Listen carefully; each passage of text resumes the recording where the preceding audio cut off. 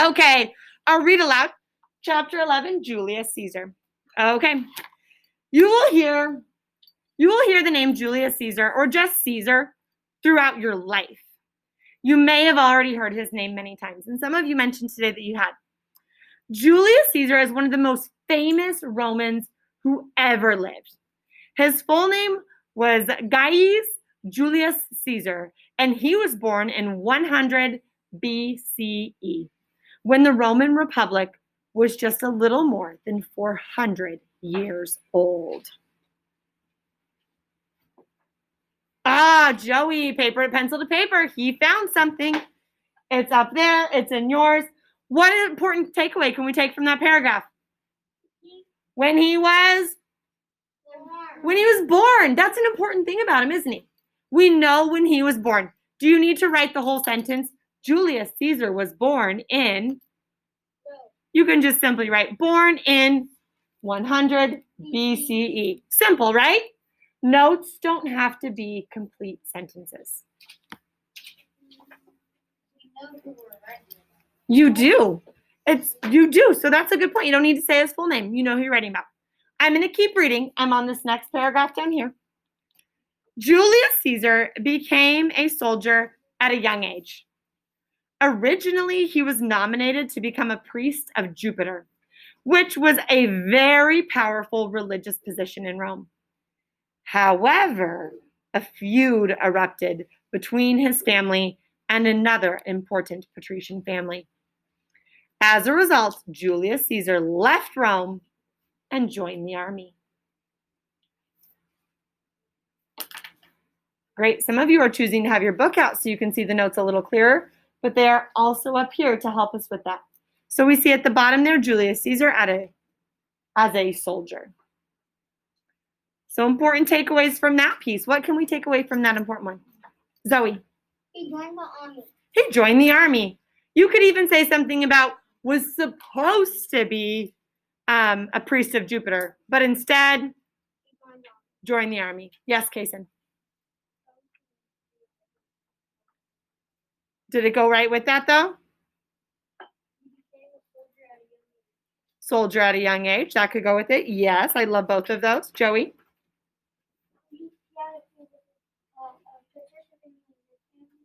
Okay, so that feud might have been important. I think our takeaway is that in the end, what does he end up doing? Caesar joined the army. He joins the army. Perfect. So, and we know what type of family did he come from? Plebeian. No, patrician. A patrician family. If his family got in a feud with the patrician family, he's probably a patrician family. Would that explain his education? Yes. We know that he's a great what? Writer. A great writer. So it explains some of his education. We are over here on this piece now. Julius Caesar was a fine soldier, and he soon became well known throughout the army. For his bravery, he was awarded a civic crown, which was a simple crown made of oak leaves. A civic crown was a very important honor and represented a soldier's bravery.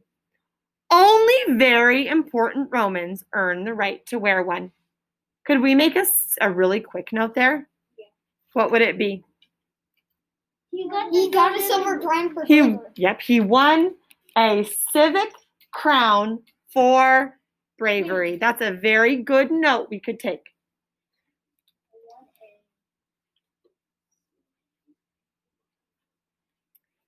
After a few years, we're on this paragraph here. After a few years in the army, Julius Caesar returned to Rome and became involved in politics. The word politics refers to the activities involved in running a government. In a republic, making laws, going to war, collecting taxes, and other government actions all require agreement between various people in the government. In Rome, the consuls, senators, and other Roman officials all had to work together to solve problems. Was there anything new in that? No. Kind of, right? What did he go do?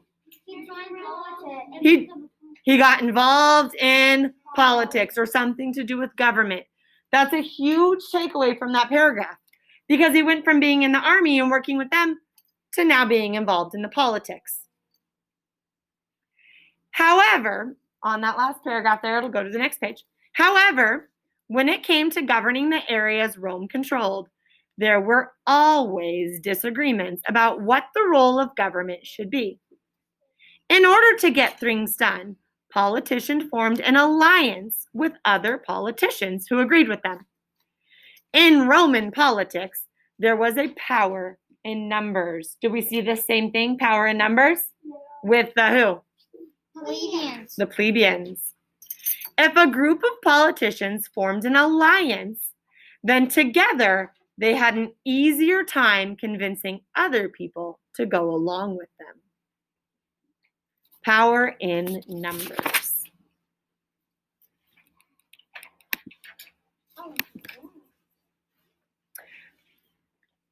So I told you I was going to go to the next page. We're here now as well. I'm not going to stop every time to take notes. You can write some down as well as you come across important things. The back side is free if you need more room. Julius Caesar formed a political alliance with another soldier, a very rich man named Pompey. Together, they set out to gain the things they wanted, such as land and power.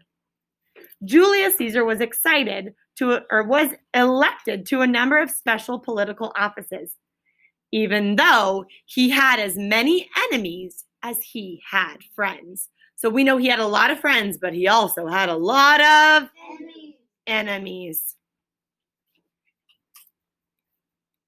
He worked his way up the political ladder until he finally became one of the 2 consuls at the top of the government. Remember, how many consuls are there? 2. And they're at the very top of making decisions. And where did Julius Caesar make it all the way up to? The top.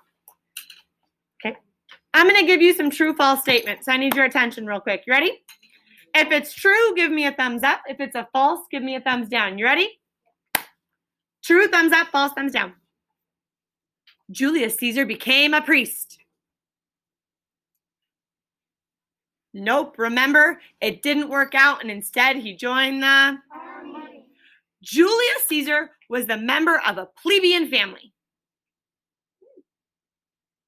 Yeah. He is part of a patrician family. Julius Caesar was awarded the civic crown. Nice job. That one is a thumbs up. Perfect. Have we heard any new information from chapter 10? Anything that's new? Yeah, we learned all about this whole government piece is new, right? We didn't learn any of this in the last chapter. But is it important? Yes. Definitely. Let's continue on. We're over here at the remember piece. Remember, the consuls had a great deal of power. To keep some of that power under control, the 2 consuls worked together with a process of checks and balances. They could not take any action until both consuls agreed. If one consul wanted a new law passed and the other consul did not like the law, then the 2 of them would have to negotiate and compromise. Did we talk about negotiating and compromising? Yes. And make whatever changes were necessary in order to come to an agreement. We're right here. Consuls served for just 1 year. After that, they often became proconsuls. Proconsuls were often governors were governors of provinces, the land beyond Italy that the Roman army had conquered. The red areas on the map show the Roman territory around the time of Julius Caesar's birth in 100 BCE. Shortly after the end of the Punic Wars, you can see that after the Punic Shortly after the end of the Punic Wars, you can see that after the Punic Wars, Rome controlled most of the land around the Mediterranean Sea. So we are on the next page there, but we see red is what they had, and then shortly after, they owned all of this land. Is that a lot? So after you were a consul for a year, they kind of sent you out to check on that land and be the kind of roll over some of that land a little bit, right? Now, the consuls were still making the decision for all of that area, But you can see that they needed help because they had a lot of area, right? We do not have time to finish all this right now, but we'll do a little bit more. We'll finish this piece right here. After his term as consul, Julius Caesar became proconsul of a number of provinces of the north and east of Italy. Julius Caesar was in charge of Rome's northern frontier. As proconsul, he had a number of Roman legions at his command and decided that his job was to use his armies to expand Roman territory farther to the north. In these northern provinces, the Romans built roads, towns, and temples. One of Caesar's jobs as proconsul was to protect Roman property in these areas. Julius Caesar decided it would be a good idea if he went out and conquered these lands for Rome. Do you think that's pretty important? He is taking upon himself to what? To fight for Rome. To fight for Rome, to take land for Rome. He's fighting. He seems pretty ambitious, doesn't he? Go ahead and I want you to look back through the pages we've gone through, take notes as you feel necessary, and we will go ahead and do a pause there.